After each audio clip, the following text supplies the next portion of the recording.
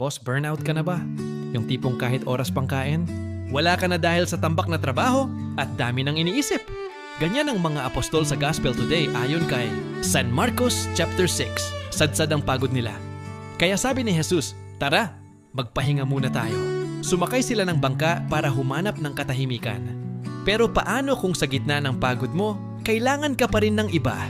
Dito pumapasok ang sikreto ng batang haring si Solomon.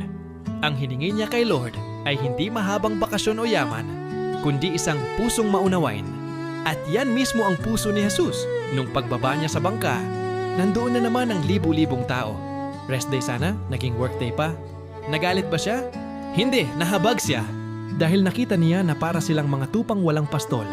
Kapatid, okay lang mapagod. Validan yan. Pero tandaan mo, kapag tinawag ka ng pagmamahal, bibigyan ka ni Lord ng lakas na higit pa sa tulog.